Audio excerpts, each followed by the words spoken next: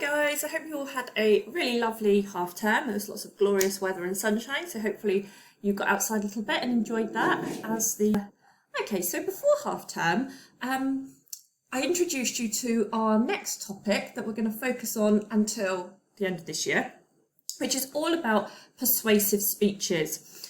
And what you really need to know is that we do persuasive speeches as value for you in two ways. Firstly, it's an exam requirement. English Language Paper 2 will require you to do some kind of persuasive, argumentative writing. So practicing those skills now is going to be really important to your exam next year. In addition to that, you have to do a piece of coursework, which is known as a non-examined assessment, which basically is a short presentation. You have to deliver a persuasive speech to a small audience, possibly as small as just me, and you get a mark for that. It does not count toward your actual GCSE grade, but it's a compulsory element of your GCSE, so you have to do it. So obviously that's something really good that we can get done now, is that I can teach you how to write, how to structure a persuasive speech. You've then got plenty of time on your hands at the moment to write your speech, to rehearse it, and then perform it. So you've got that element done in lockdown.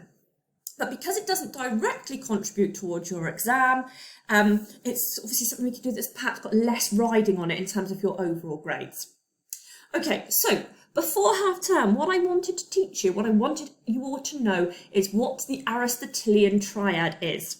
So please can you pause this video once I finish talking and see if you can add a word to each point of this triangle of what the Aristotelian triad is. We spent a lot of time before half term going through the Aristotelian triad. It's got three key concepts, three key ideas to it. Please can you pause the video and from memory copy this diagram on the screen, and try to add the words that we learned before half term. If you really can't do it, obviously look back at your notes from before half term. Thank you.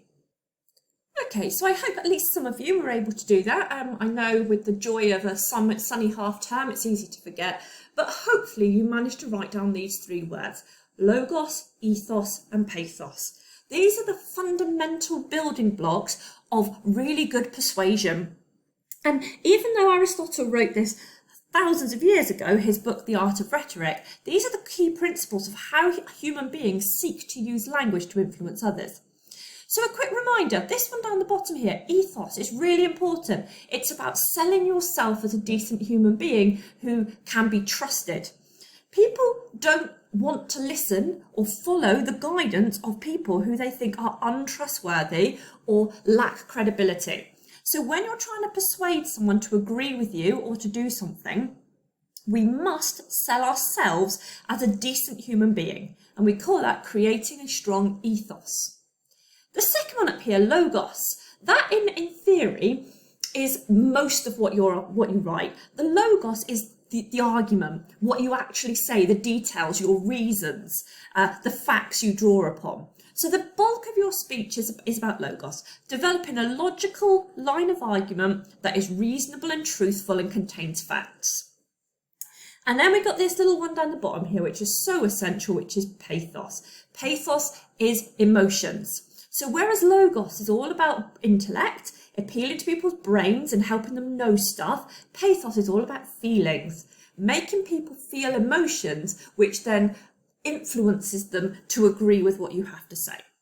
It is imperative that you understand these three concepts. So if you haven't done the lessons from before half term, it's a really good idea to go back to them, because if you don't understand these three big concepts, it's going to impede you in the future. Okay, so what we're going to move on to in this session is what we call rhetorical figures. So what I've introduced you to with the Aristotelian triad is the principles of how rhetoric works. Rhetorical figures are the devices that enable you to do these things well. So if you want to create ethos, logos, and pathos, rhetorical figures are the language features that can help us to do that. And it's not about, good persuasion isn't about a tick list of, right, I need a rhetorical question, and then I need this, and then I need that, because that just sounds horrible. It's about building logos, ethos, and pathos throughout a well-sustained and developed argument, and weaving in these language devices to add power to what you say. So, the first one I just wanted you to practice today is what we call antithesis, okay? So a rhetorical figure, as I've put here, is any aspect of language, a phrase, a sentence, a unit of language that is designed to be persuasive, memorable, and striking. So you're going to say a lot in a persuasive speech, but you're going to have some key bits which are really designed for impact, and we call these bits rhetorical figures.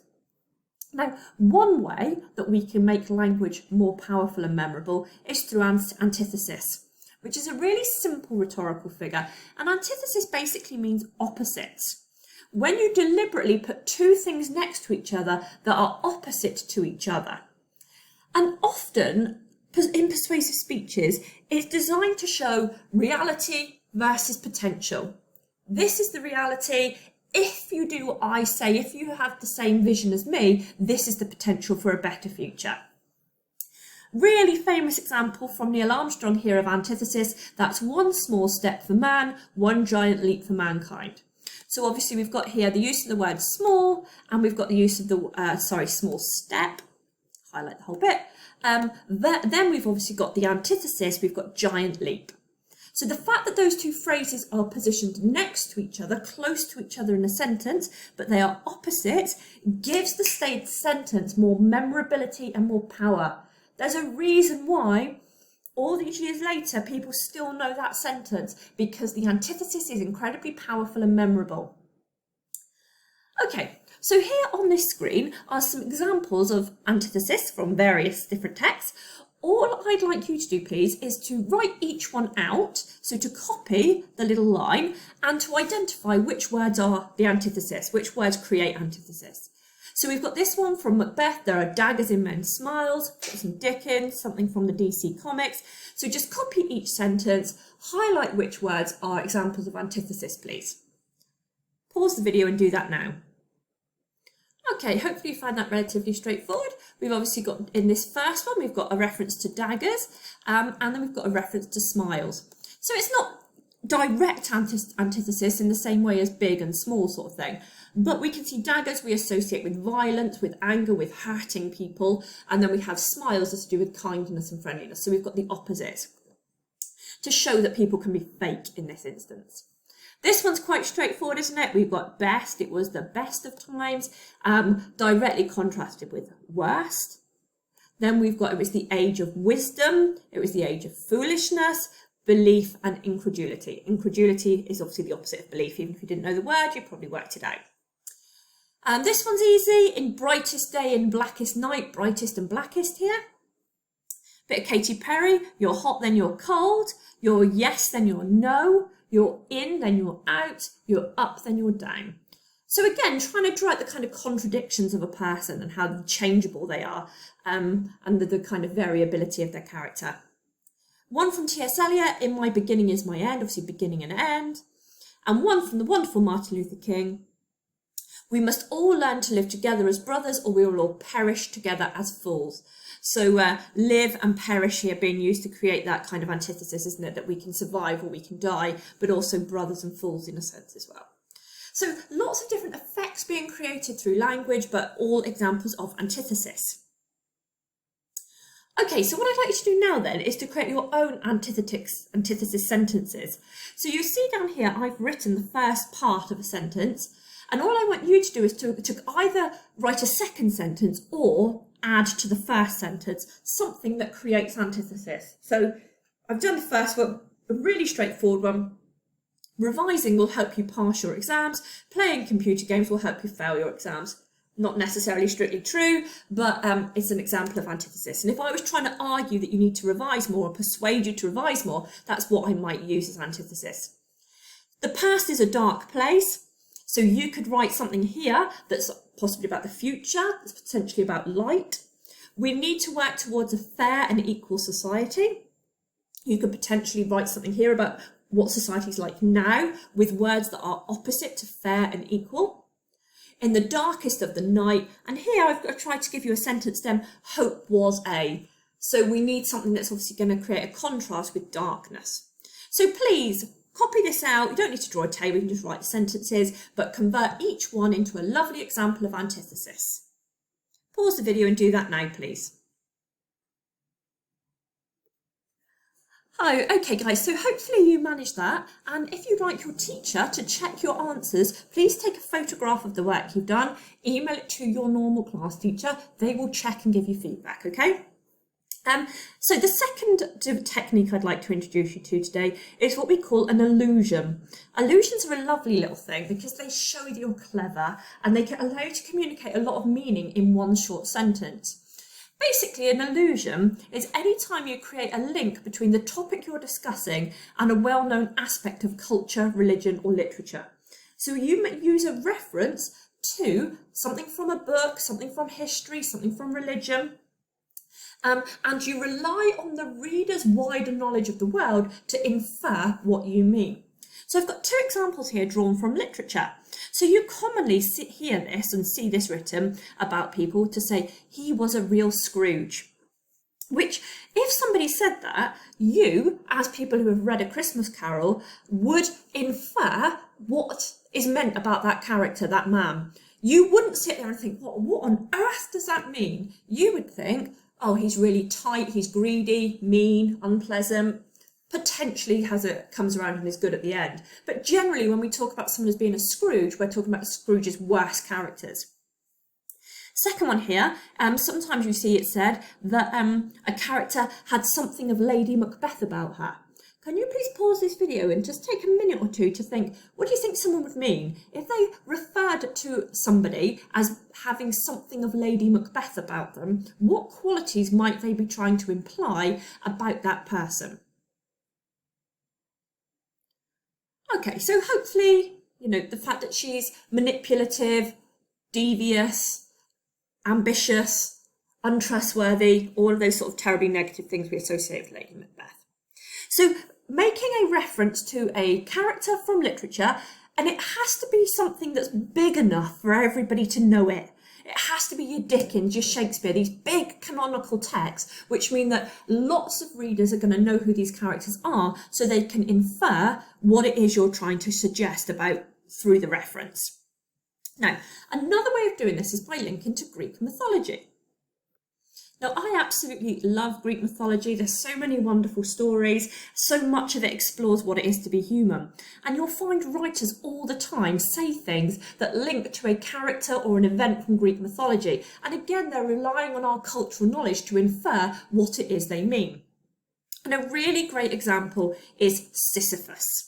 So what I'd like you to do, please, is to go back to the Google form where you're watching this PowerPoint from, where you originally got this from. And I'd like you to click on the second video, which tells you the myth of Sisyphus. Okay, so please can you do that? Can you pause this video, go back to the Google form, click on the second video and watch the myth of Sisyphus. As you watch it, please can you make notes about the story? Who was Sisyphus? What did he do? How was he punished? Okay guys, I hope you enjoyed that little video. It's a fun little story, I think, that one. So hopefully you all know that, now you've watched it, that Sisyphus was a king from Greek mythology who tricked the gods. He defied them and tricked them, and as punishment, Zeus punished him by having pushed a giant boulder up a hill. But every time he just about got to the top, it rolled back to the bottom and he had to start again. Now, from that story of Sisyphus has evolved this term, a Sisyphean task. Capital S notice because it's after the name of the character Sisyphus. Based on your knowledge of Sisyphus and the story you've just watched about the king who had to roll a boulder up the hill, but it kept rolling back down, what do you think someone would mean if you read an article and it said, defeating COVID-19 is a Sisyphean task? What do you think they would mean? Write a quick note of what you think that would mean, please. Okay, so hopefully you got the answer, apparently or seeming endless and overwhelming. So we often use this task in a kind of slightly exaggerated way that's a bit different to its origins to mean any task that we think seems endless and unmanageable. So the last thing I'd like to do, please, is to write one sentence suitable for the litter picking speech that you wrote before half term that uses an allusion to Sisyphean task. So